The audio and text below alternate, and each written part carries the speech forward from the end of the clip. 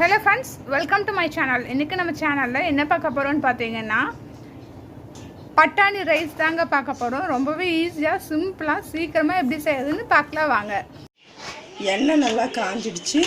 இப்போ இதுல வந்து நான் ஒரு 2 பிரிஞ்சி இலை சேர்த்துக்கிறேன். அப்புறம் ஒரு சின்னதா 2 பட்டை, ஒரு 3 ஏலக்காய், 2 கிராம்பு, ஒரு நட்சத்திர கிராம்பு, 3ஐயும் சேர்த்துக்கிறேன் நான்.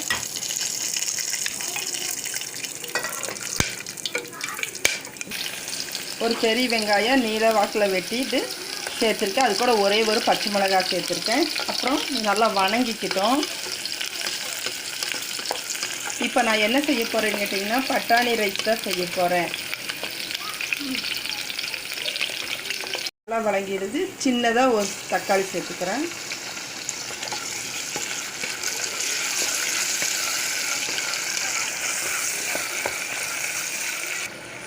தக்காளி நல்லா வெந்துருச்சு. இது கூட நான் இஞ்சி பூண்டு பேஸ்ட்டு ஒரு 2 ஸ்பூன் அளவுக்கு சேர்த்துக்கிறேன்.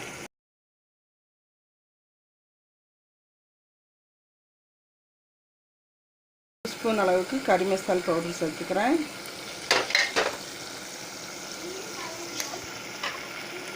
ஒரு 1/2 ஸ்பூன் அளவுக்கு மல்லித்தூள். நான் பட்டாணி இந்த கப்பில் பாதி கப் எடுத்திருக்கேன். பட்டாணி வந்து எனக்கு பச்சையாக ஃப்ரெஷ்ஷாக கிடைக்கல. அதனால் காஞ்ச பட்டாணி வாங்கி நான் ஒரு 4 மணி நேரம் ஊற வச்சு தான் எடுத்து வச்சுருக்கேன். இந்த பட்டாணியை நம்ம இதில் சேர்த்துக்குவோம்.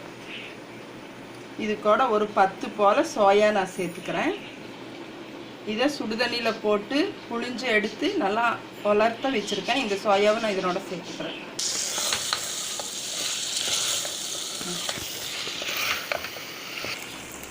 இந்த ரைஸ் செய்யறதுக்கு நான் வந்து இந்த டம்ளரில் வந்து ஒரு டம்ளர் அரிசி தான் எடுத்திருக்கேன். அதனால் 1 டம்ளர் தேங்காய் பால் வந்து புழிஞ்சு எடுத்து வச்சுருக்கேன். அந்த தேங்காய் பாலை நான் இதனோட சேர்த்துக்கிறேன். மீதி 1/2 டம்ளருக்கு நான் இதில் வந்து தண்ணி சேர்த்துக்க போகிறேன்.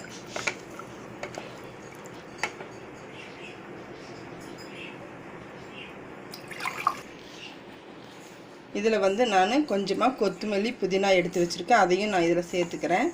இந்த தண்ணி கொதிச்ச பின்னாடி நம்ம அரிசி சேர்த்துக்குவோம். நான் இதுக்கு வந்து பாஸ்மதி ரைஸ் தான் எடுத்திருக்கேன். ஒரு 15 நிமிஷம் போல் அதையும் நனைய வச்சு வடித்து வச்சுருக்கேன். இது கொஞ்சம் தண்ணி கொதிக்கட்டும், நான் அப்புறமா சேர்த்துக்கலாம். தண்ணி நல்லா கொதிச்சிடுச்சு.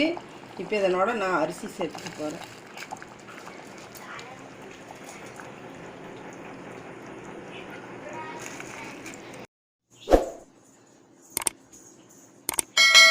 பட்டாணி ரைஸ் வந்து ரெடி ஆகிடுச்சு. நான் வந்து குக்கரில் தான் வச்சேன். ஒரே விசில் வச்சுட்டு சிம் பண்ணிவிட்டு அப்படியே எடுத்திருக்கேன். பாருங்கள், நல்லா உதிரியாக ஆயிடுச்சு. விசில் விடலை, நான் ஒரே விசில் தான் விட்டேன். அதனால் நல்லா உதிரியாக நல்லா வந்திருக்கு. இது இந்த மாதிரி நீங்களும் உங்கள் வீட்டில் செஞ்சு பார்த்துட்டு இது உங்களுக்கு பிடிச்சிருந்தா லைக் பண்ணுங்கள், ஷேர் பண்ணுங்கள், சப்ஸ்கிரைப் பண்ணுங்கள். அப்படியே கீழே இருக்கிற பெல் பட்டனையும் கொஞ்சம் ப்ரெஸ் பண்ணுங்கள். நன்றி, வணக்கம்.